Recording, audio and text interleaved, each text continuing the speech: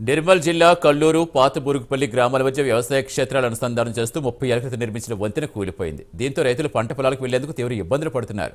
వాగు దాటి వెళ్లేందుకు దాదాపుగా 13 కిలోమీటర్ల వరకు ప్రయాణం చేయాల్సి వస్తోందని ఆవేదన వ్యక్తం చేస్తున్నారు. అధికారుల నిర్లక్ష్యం, నిర్మాణంలో నాణ్యత లేకపోవడం వల్లే వంతెన కూలిందని ప్రజలు ఆరోపిస్తున్నారు. ఇప్పటికైనా సంబంధిత అధికారులు స్పందించి తమ కష్టాలు తీర్చాలని రైతులు కోరుకుంటున్నారు.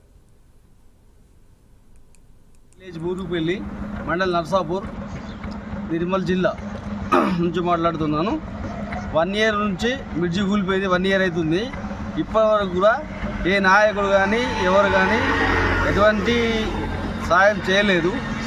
మామూలుగా స్పందించడం కూడా లేదు. కాబట్టి ఒక్కసారి దయచేసి స్పందించాలని కోరుకుంటున్నాము.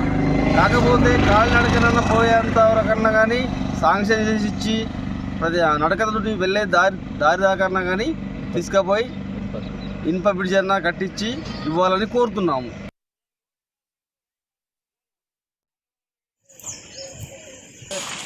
ये सेंटर में